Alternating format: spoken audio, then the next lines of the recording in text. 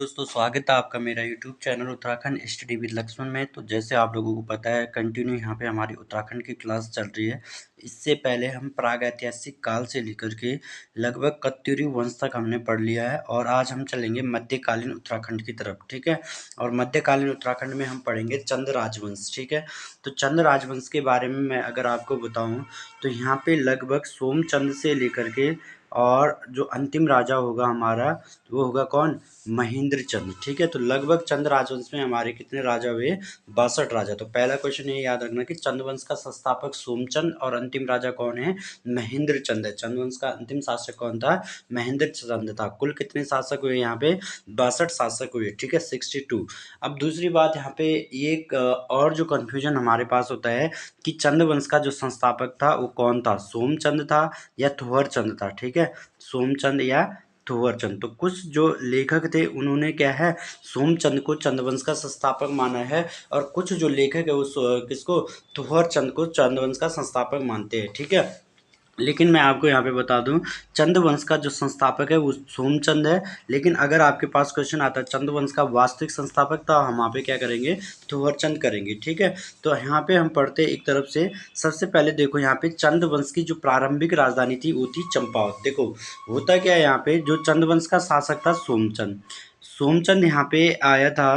ठीक है, और जब ये यहाँ पे आया था, ये बद्रीनाथ की यात्रा के लिए यहाँ पे आया था कौन, सोमचंद। और इसके समय में जो यहाँ पे कुमाऊं का जो कत्यूरी नरेश था वो कौन था, ब्रह्मदेव था। कौन था यहाँ पे कुमाऊं का जो शासक था, ब्रह्मदेव था। तो पहला क्वेश्चन ये भी आ सकता है कि सोमचंद का आगमन जब उत्तराखंड में हुआ उस समय यहाँ पे शासक किसका था, ब्रह्मदेव का। ब्रह्मदेव किसका शासक था, कत्यूरियों का शासक था। ठीक है, तो इसने जो है सोमचंद से ये प्रभावित हुआ ब्रह्मदेव और अपनी पुत्री का विवाह किससे कर दिया, सोमचंद से कर दिया। जब ब्रह्मदेव ने अपनी पुत्री का विवाह सोमचंद से कर दिया तो इसने जो है सोमचंद को चंपावत दान में दे दिया।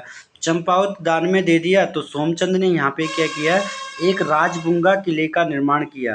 राजगुंगा किले का निर्माण किया जो अंडाकार था। ठीक है, और यहीं से मतलब ये जो सोमचंद था इसने अपनी जो है चंपावत को अपनी क्या बनाया, पहली राजधानी बनाया। ठीक है, तो अगर क्वेश्चन आता है चंदवंश की जो प्रारंभिक राजधानी थी वो कहाँ थी, चंपावत थी। ठीक है, तो हम डायरेक्ट फैक्ट की बात करेंगे, कहानी तो इसमें बहुत हो जाएगी। ठीक है, तो चंदों की दूसरी राजधानी कहाँ थी, अल्मोड़ा। ठीक है, चंदों की पहली राजधानी चंपावत, दूसरी राजधानी अल्मोड़ा, ग्रीष्मकालीन राजधानी बिनसर। तो चंदों की ग्रीष्मकालीन राजधानी बिनसर। ठीक है, देवी सिंह के समय इनकी राजधानी देवीपुर अल्मोड़ा भी रही है। तो चंदों की जो राजधानी है देवीपुर भी रही है, किसके समय में, देवी सिंह के समय में। ठीक है, चंद जो है शैव धर्म को मानने वाले हैं। इनकी जो प्रशासनिक भाषा थी कुमाऊं थी। इनकी जो कुल देवी थी वो कौन थी, नंदा देवी थी। ठीक है, तो उत्तराखंड का इतिहास जो है सर्वप्रथम एटकिंसन द्वारा प्रस्तुत किया गया था। तो उत्तराखंड का इतिहास, इसके बाद उत्तराखंड पर जो कुछ लिखा गया है उसमें एटकिंसन की लेखन की पुनरावृत्ति ही देखने को मिलती है। ठीक है, तो ये एटकिंसन कौन था, एटकिंसन एक कीट वैज्ञानिक थे। ठीक है, याद रखना एटकिंसन कीट वैज्ञानिक थे। इनका पूरा नाम एडविन फेलिक्स थॉमस एटकिंसन था।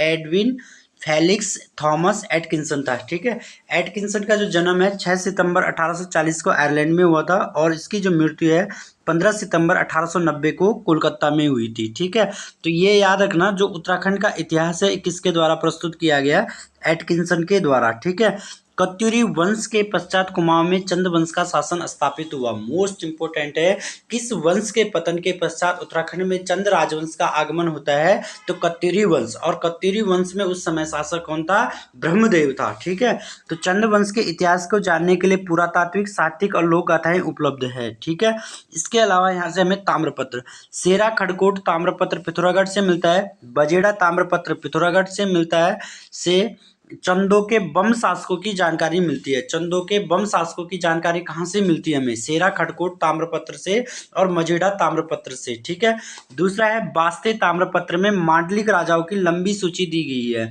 मांडलिक राजाओं की यहाँ पे क्या है, लंबी सूची दी गई है, किसमें, बास्ते ताम्रपत्र। तो याद रखना बास्ते ताम्रपत्र भी हमें कहाँ से मिलता है, पिथौरागढ़ से मिलता है। ठीक है, नेक्स्ट है सौर शब्द का प्रयोग आनंद पाल के बास्ते अभिलेख में मिलता है। ठीक है, तो सौर सौर बोलते हैं पिथौरागढ़ के लिए। ठीक है, तो इसका जो उल्लेख है कहाँ मिलता है, बास्ते अभिलेख में, किसका है, आनंदपाल का है। ठीक है, नेक्स्ट है विजय बम का मजेड़ा ताम्रपत्र, मजेड़ा गांव चंडाक पिथौरागढ़ से प्राप्त हुआ है। ठीक है, तो मजेड़ा ताम्रपत्र का संबंध किस शासक से है? विजय बम से, विजय बम से। ठीक है, नेक्स्ट है चंद राजाओं की दो वंशावली अल्मोड़ा और सिरा से प्राप्त हुई है। तो ये याद रखना, चंद राजाओं की दो वंशावली कहाँ से मिली?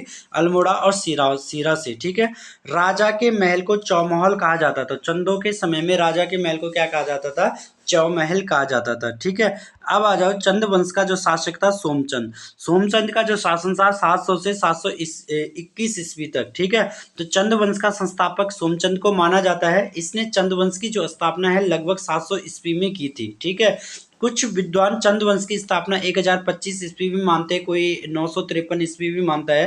तो ये अलग अलग लेखकों के अलग अलग मत है। ठीक है, लेकिन हमें याद रखना है सोमचंद का जो शासन था वो था 700 से 721 ईस्वी तक, और सोमचंद ने जो चंदवंश की स्थापना की है वो लगभग 700 ईस्वी में की है। ठीक है, अब देखो एटकिंसन और बद्रीदत्त पांडे सोमचंद को चंदवंश का संस्थापक मानते हैं। ठीक है, सोमचंद को चंदवंश का संस्थापक कौन मानता है?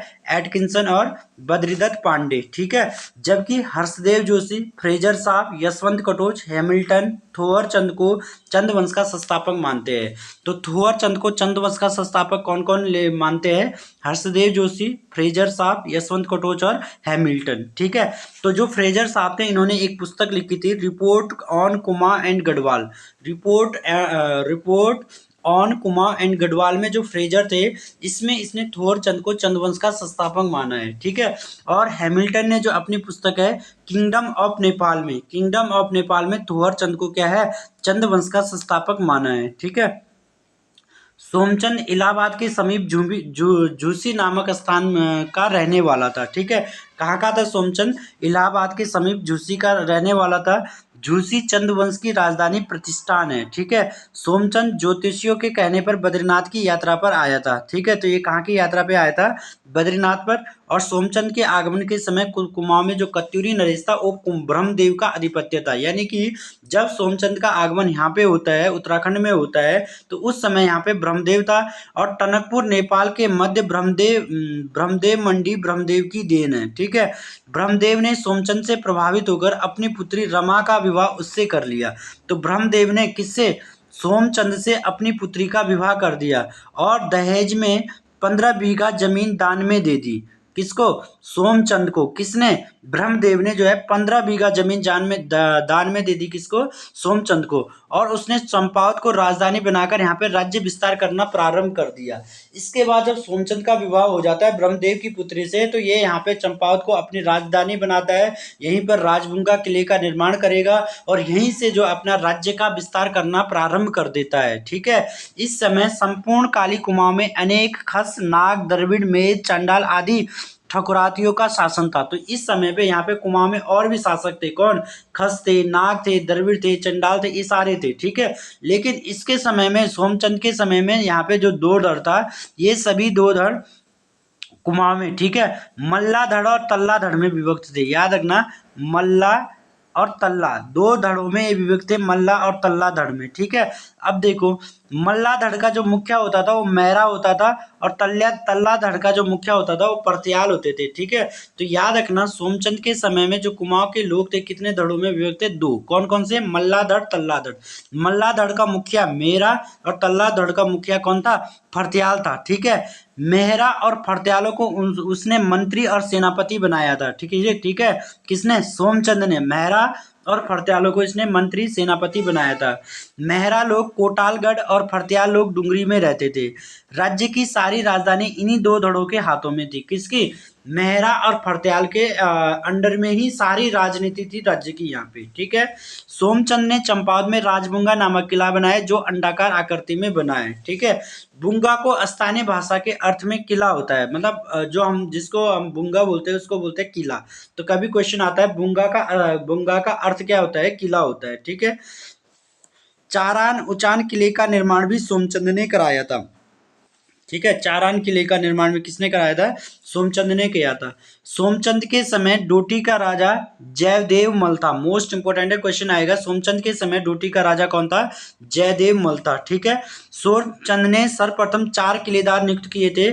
कार्की, बोरा, तड़ागी और चौधरी ये मूलतः नेपाल के निवासी थे और ये किलों में रहते थे जिन्हें चाराल कहा जाता था। ठीक है, तो किलेदार इसने नियुक्त किए थे किले की रक्षा के लिए, इनको मतलब देखभाल करने के लिए। तो उन किलेदारों 4 किलेदार थे, कौन? कार्की, बोरा, तड़ागी और चौधरी। और ये कहाँ के थे? नेपाल के निवासी थे, जिनको क्या बोलते थे? चाराल कहते थे। ठीक है, कालू तड़ागी सोमचंद का सेनापति था। मोस्ट इंपोर्टेंट है, सोमचंद का सेनापति कौन था? कालू तड़ागी था, जिसकी सहायता से सोमचंद ने चंपावत के स्थानीय रावत राजा को पराजित किया और चंपावत के निकट गांवों पर अधिकार कर लिया। तो सोमचंद ने सबसे पहले जो अपना आक्रमण किया वो चंपावत का जो स्थानीय राजा था, रावत राजा, ठीक है, उस पर इसने आक्रमण किया और वहां के जो गांव थे उन पर इसने अपना क्या है? अधिकार कर लिया था। किसने? सोमचंद ने। ठीक है, रावत राजा का किला राजबुंगा के ही समीप था, जिसे वर्तमान में कोतवाल चबूतरा कहते हैं।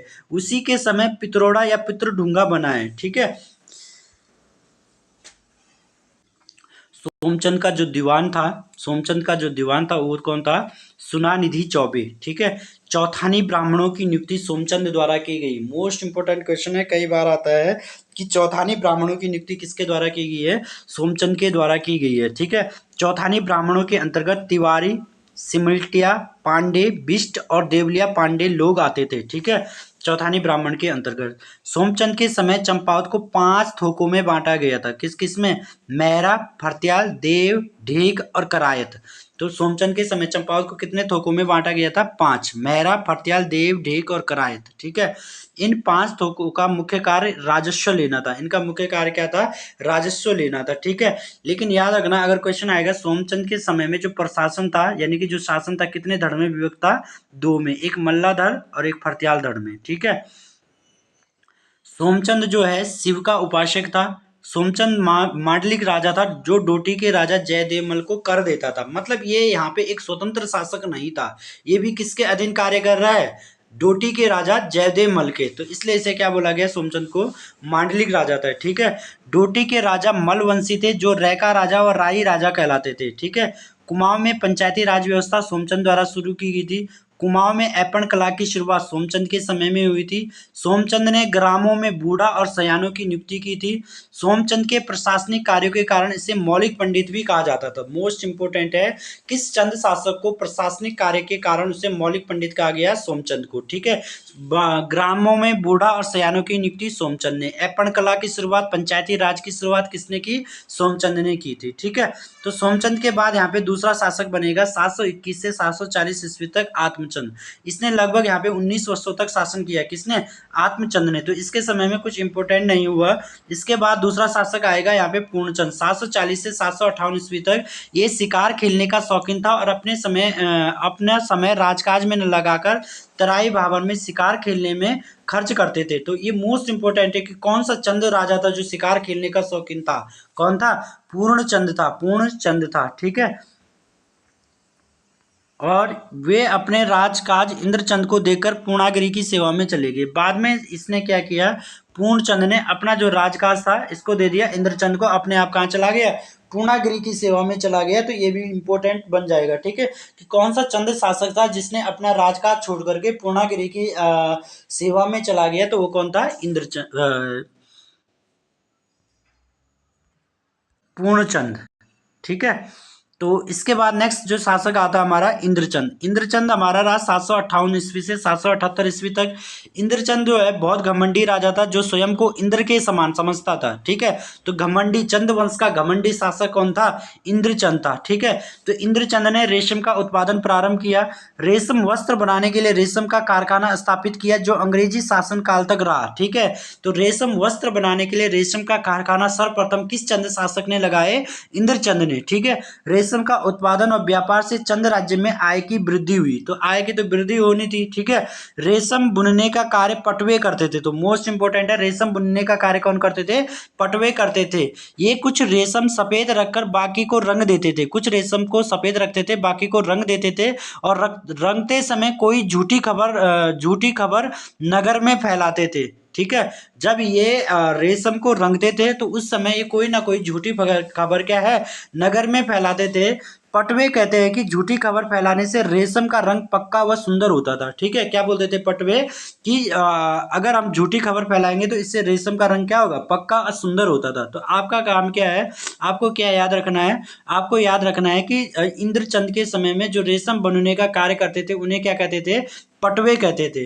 तो रेशम बनाने का, रेशम उत्पादन का, रेशम कारखाने का जो कार्य शुरू हुआ किसके समय में हुआ है, इंद्रचंद के। ये पहला चंद शासक था जिसके समय में ये कार्य होता है। ठीक है, चंपावत नगर में झूठी खबर जो फैलती थे उसे पटरंग वाली कहते थे। ठीक है, तो जो ये रेशम बुनने का कार्य करते थे पटवे, और जो ये झूठी खबर फैलाते थे उसे क्या बोलते थे, पटरंग वाली कहते थे। ठीक है, इसके राज्य में सौंग जांग गापो की रानी 7वीं शताब्दी में रेशम के कीड़ों को चीन से लाए थे। तो ये मोस्ट इंपोर्टेंट है कि इंद्रचंद के समय में जो रेशम के कीड़े यहाँ पे कहाँ से आए थे, चीन से मंगाए गए थे। ठीक है, चलो, इंद्रचंद के बाद दूसरा शासक यहाँ पे बनता है संसारचंद। संसारचंद के बाद सुधाचंद। सुधाचंद के बाद हरिचंद। हरिचंद के बाद बीणाचंद। ठीक है, इसके बाद आ जाओ सुधाचंद पे। इन्होंने शासन प्रशासन में बहुत सुधार किए, फौजी खर्च इन्होंने घटाया, प्रजा को करों के भार से मुक्त कराया। तो ये याद रखना, कौन सा चंद शासक था जिसने प्रजा को करों के भार से मुक्त कराया, वो था सुधाचंद। ठीक है, सुधाचंद के बाद नेक्स्ट शासक आएगा यहाँ पे बीणाचंद। बीणाचंद एक विलासी शासक था जिसका फायदा उठाकर खसों ने कुमाऊं पर अधिकार कर लिया। तो ये मोस्ट इंपोर्टेंट है कि खसों ने कुमाऊं पर किस चंद शासक के समय अधिकार कर लिया था, बीणाचंद के समय में। ठीक है, बीणाचंद के समय में कुमाऊं की सत्ता 196 वर्षों तक खस राजाओं के अधीन रही लगभग। तो जो कुमाऊं की सत्ता रही ना बीणाचंद के समय, किसके अधीन रही, खसों की अधीन रही लगभग 196 सालों तक। इसी बीच खसों के 15 राजाओं ने राज किया और इनका जो पहला राजा था वो था बीजड़। ठीक है, तो याद रखना खसों का जो पहला राजा था कौन था, बीजड़। और लगभग यहाँ पे 15 राजाओं ने क्या किया, राज किया। ठीक है, खसुओं के कालखंड को यहाँ पे खसिया राज कहा जाता है। क्या बोलते हैं इसको, खसिया राज। खसों के शासनकाल में जनता का उत्पीड़न होता था। क्या होता था यहाँ पे, जनता का उत्पीड़न होता था। खसिया राज कुमाऊनी कला का स्वर्ण काल था।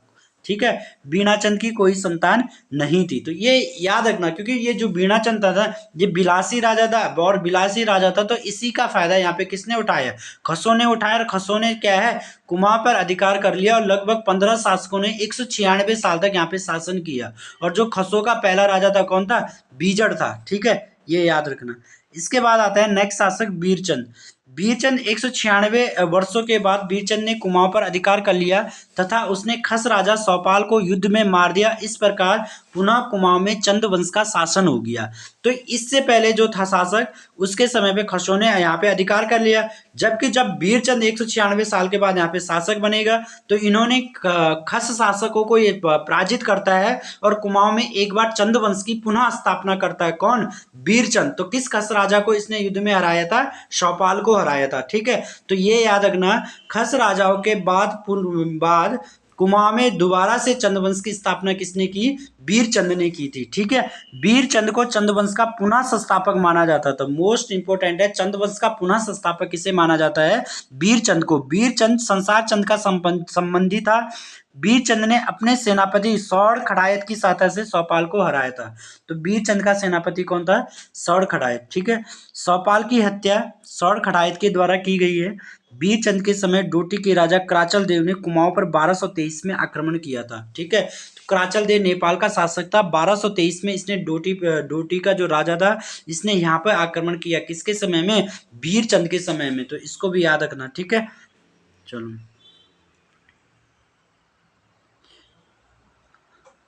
चंपावत के बालेश्वर मंदिर से कराचल देव का एक लेख प्राप्त होता है। ठीक है, कराचल देव का लेख कहाँ से मिलता है, चंपावत के बालेश्वर मंदिर से।